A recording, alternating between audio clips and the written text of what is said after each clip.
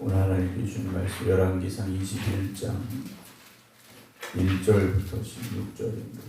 구약성경 554쪽입니다. 열왕기상 21장 1절부터 16절입니다.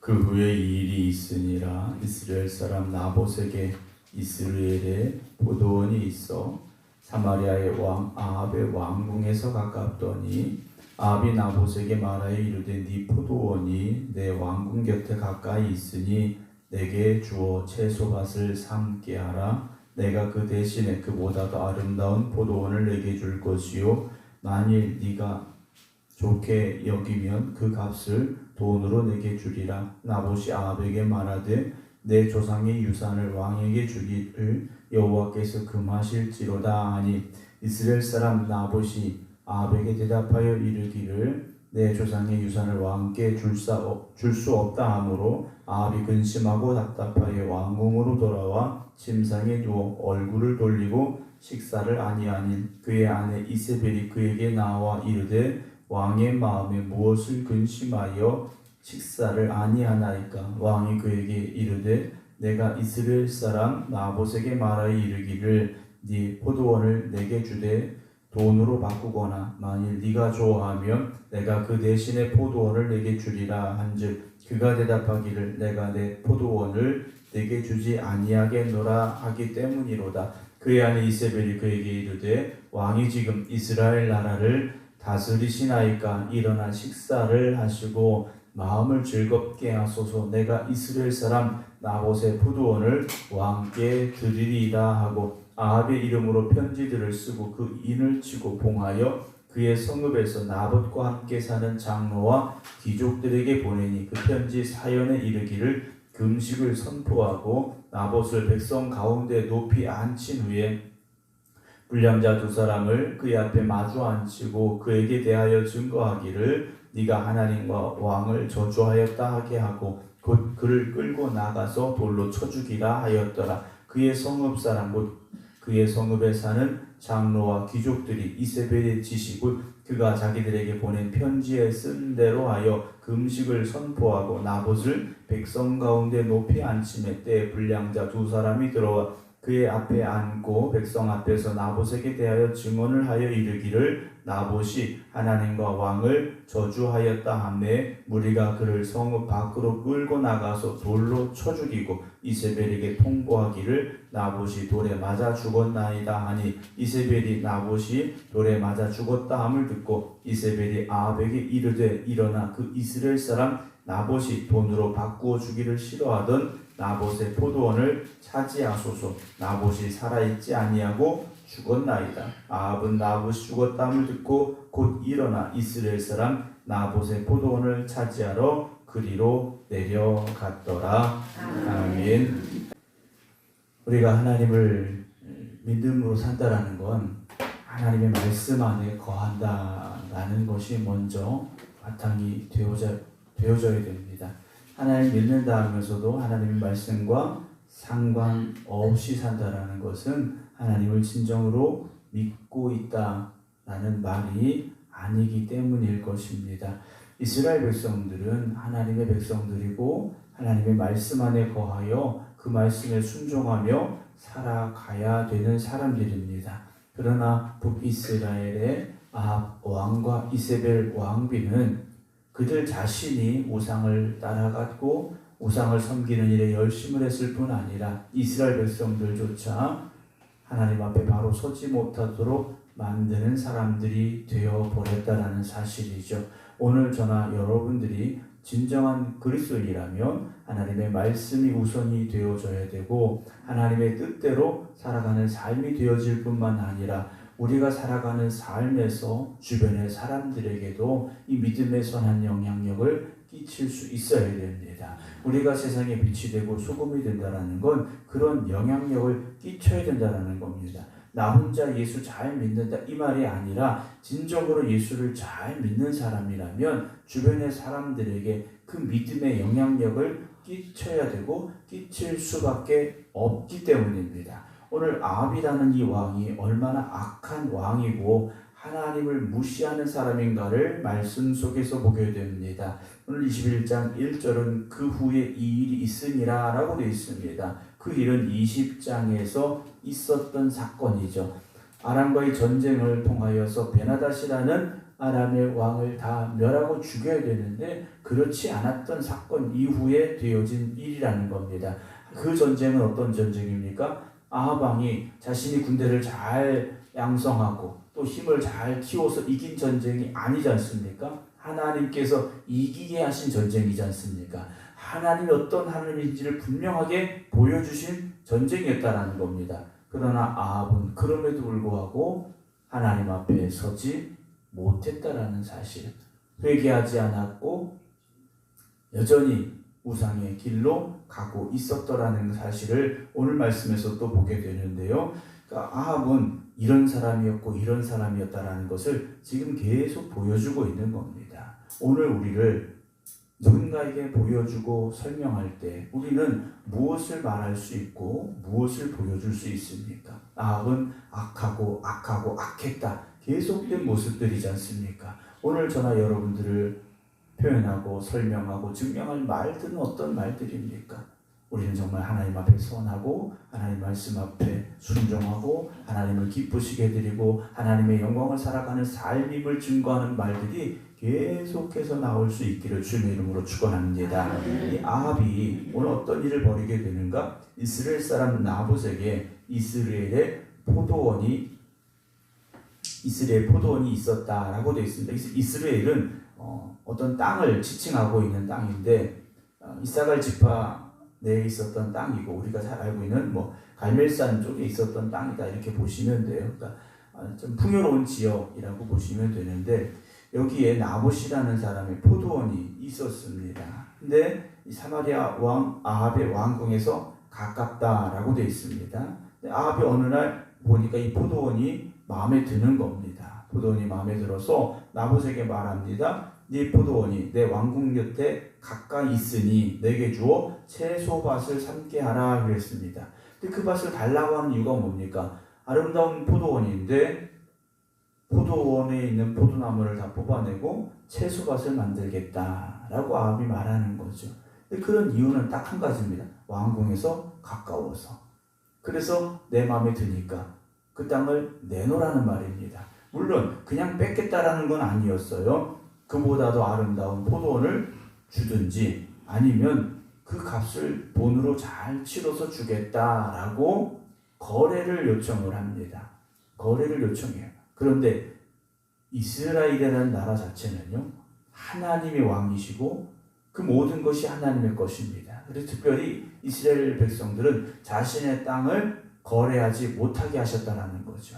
하나님께서 그 땅은 하나님의 땅이기 때문에 돈을 받거나 어떤 이유로 땅을 거래하지 못하게 하셨다라는 겁니다. 그래서 그 사실을 나봇은 분명하게 말합니다. 3절에 나봇이 아합에게 말합니다. 내 조상의 유산을 왕에게 주기를 여호와께서 금하실지로다 라고 말합니다. 이건 하나님이 하지 말라고 하신 거라는 거죠. 하나님이 하지 말라고 하셨다. 이건 하나님이 금하시는 일이다 라고 분명하게 말합니다. 여러분, 우리는 하나님의 말씀을 듣고 그 말씀을 내 마음에 새겨서 말씀에 따라 순종하는 삶을 살아야 됩니다. 아멘. 어떤 나에게 이익이 생긴다고 우리가 하나님의 말씀을 어겨서도 안 되고 그 말씀이 금지하고 있는 선을 넘어가서도 안 된다라는 거죠. 죄라는 건 그 경계를 자꾸 흐리게 만듭니다. 경계를 흐리게 만들고 어느 순간 그 경계를 나도 모르게 넘어가도록 우리를 자꾸 유혹한다라는 거죠. 그래서 죄의 유혹 앞에서는요, 단호하게 물리쳐야 됩니다. 죄의 유혹을 단호하게 물리치지 않으면 우리도 그 경계가 희미해질 수밖에 없고요. 나도 모르게 그 경계를 넘어서는 일들이 생겨날 수 있기 때문이라는 거죠. 그래서 우리는 거룩한 삶을 살려고 힘써야 됩니다. 하나님의 자녀다운 삶을 살려고 노력해야 됩니다. 그렇게 노력하지 않으면 우리도요, 점점 더 그 믿음의 경계선을 넘어서서 하나님이 금하신 그 선을 넘어설 수밖에 없다라는 거죠. 아담과 하와는 분명히 하나님이 말씀하신 경고를 들었던 사람들입니다. 선악을 알게 하는 나무 열매를 따먹지 말라. 이게 하나님께서 그들에게 주신 경계선이지 않습니까? 그거 넘지 말라는 거예요. 그런데 어떻게 합니까? 선악과 앞에 가까이 갔지 않습니까? 가서 쳐다보고 뱀의 유혹을 듣고 점점 더 마음을 뺏기고 말았다라는 거죠. 여러분, 우리가 세상에 가까이 가면 갈수록 우리의 마음을 뺏길 수밖에 없습니다. 세상은 그럴듯해 보이거든요. 더 좋아 보이고 더 편해 보이고 우리의 마음을 유혹하기에 부족함이 없는 게 세상이지 않습니까? 오늘도 세상은 우리를 분명히 유혹합니다. 주의 유혹은 끊임없이 우리에게 찾아옵니다. 여러분, 하나님의 말씀을 의지하여서 그 말씀에 나를 붙잡아 매시기 바랍니다. 나를 굳게 붙잡아 매서 하나님의 말씀에서 떠나가지 않도록 여러분 노력하시기 바랍니다. 바닷가에 가면 항구에 배들이 정박해 있지 않습니까? 배들이 정박할 때는요, 꼭 줄로 묶어 놓습니다. 그냥 내버려두면 어떻게 됩니까? 어디로 갔는지 알 수가 없습니다. 여러분, 하나님의 말씀에 나를 꼭 붙잡아 매시기 바랍니다. 그래서 우리는 말씀을 가까이 해야 됩니다. 말씀을 읽고 말씀을 듣고 말씀을 묵상하고 우리의 마음속에 정말 그 말씀만 충만해야지 다른 게 들어오면 마음을 뺏기고요. 우리도 그 길로 가게 되지 않습니까?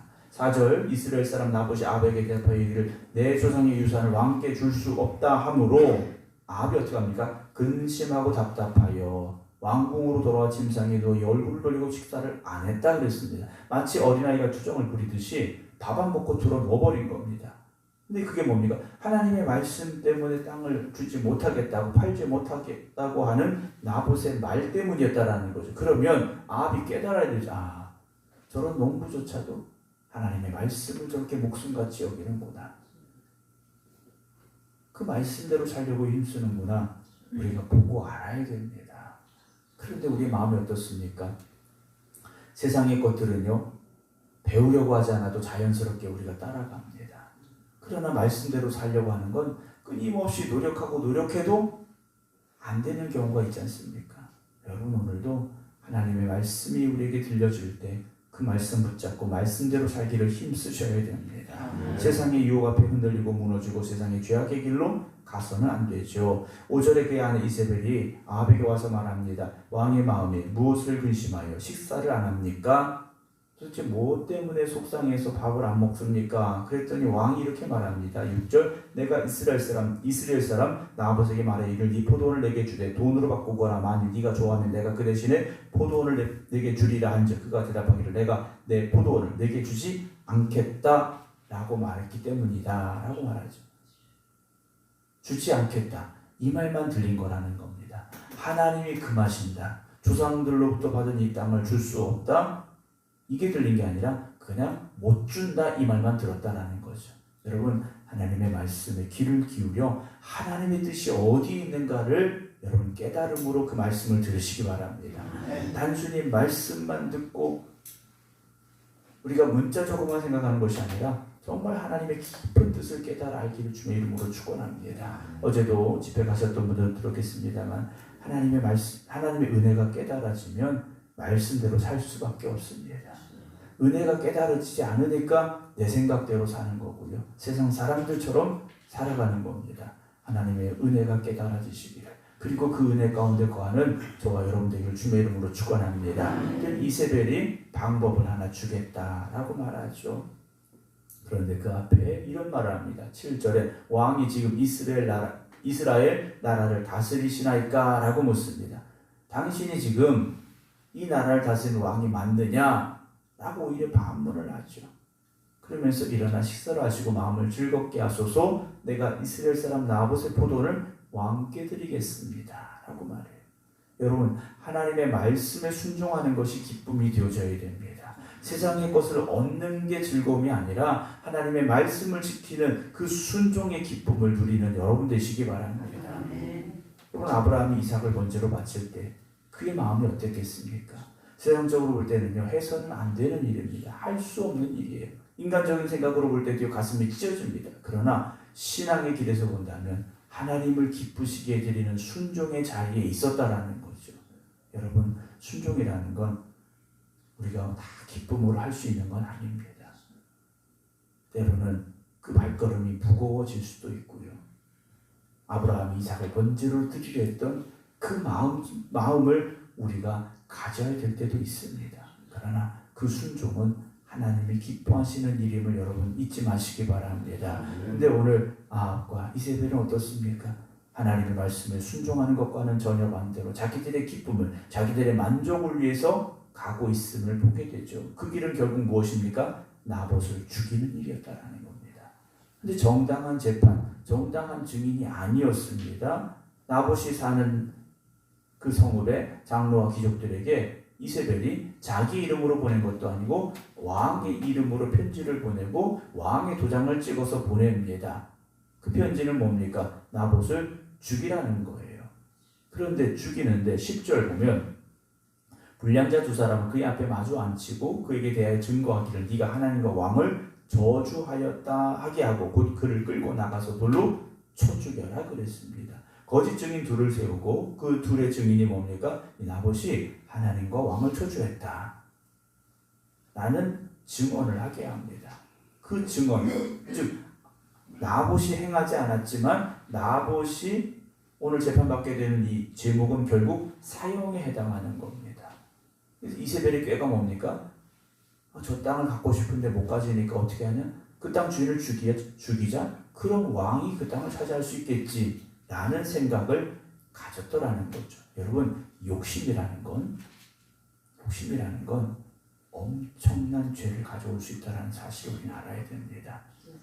여러분, 우리가 세상을 살면서 욕심이 아니라 하나님이 주시는 꿈을 가지고 살기를 주님의 이름으로 축원합니다. 세상의 사람들은 욕심으로 살아갑니다. 욕심으로 살아가요. 근데 욕심이 잉태하면 뭐가 됩니까? 죄가 되고요. 죄의 결과가 무엇인지 우리는 알고 있지 않습니까? 나봇은요, 하나님을 저주한 게 아니라 오히려 하나님의 말씀에 근거하여서 그 땅을 주지 못하겠다라고 말했더라는 거예요. 그런데 이세벨은 오히려 그가 하나님과 왕을 저주했다라는 거짓 증인을 내세워서 돌로 쳐 죽이게 하죠.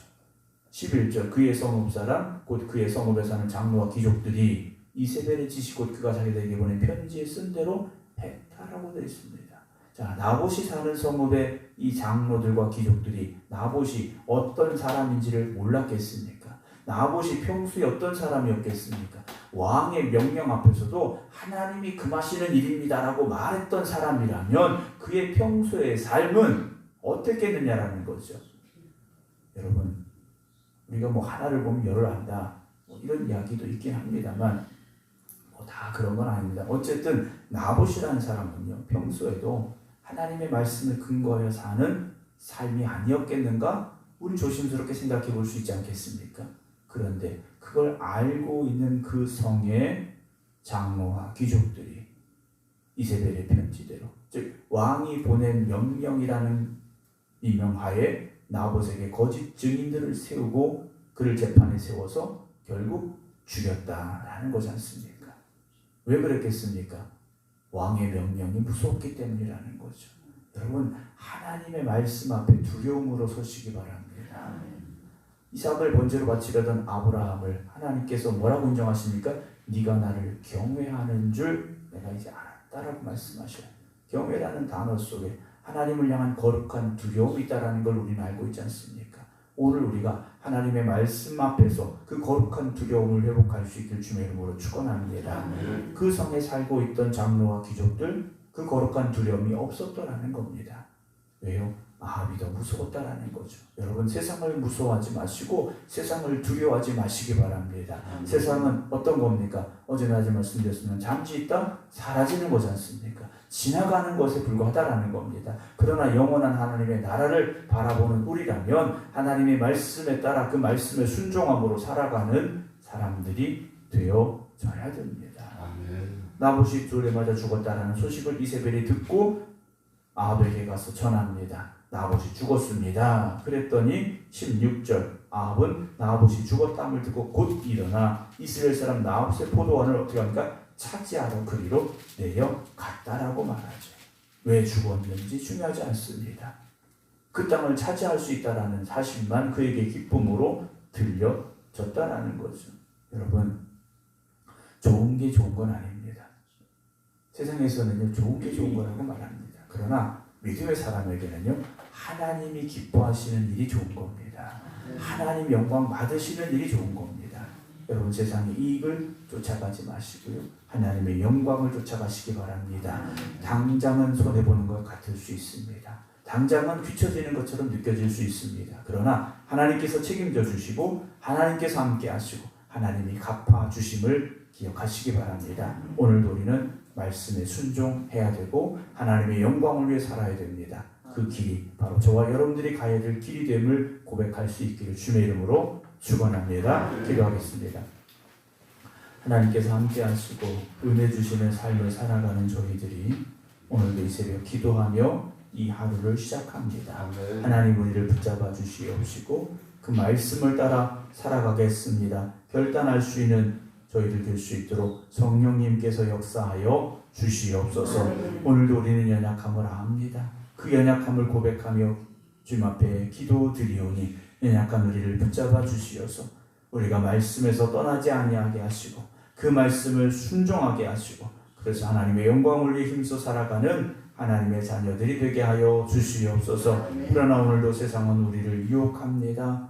우리를 무너뜨리려 합니다. 죄의 길로 가게 하려 합니다. 주님, 우리를 붙잡아 주시옵소서. 우리가 가야 될 그 진리의 길에서 벗어나지 아니하게 하시고 오늘 이 하루도 하나님의 말씀 붙잡고 말씀에 의지하여 살아가는 하나님의 자녀들 되게 하여 주시옵소서. 이제는 우리 주 예수 그리스도의 은혜와 아버지 하나님의 무한하신 사랑하심과 성령님의 감동 감화 역사하심이 오늘도 오직 하나님의 말씀에 의지하여 하나님의 영광을 위해 살아가겠습니다. 기도드리는 모든 성도들 위해 이제부터 영원토록 함께 하시기를 간절히 축원하옵나이다. 아멘.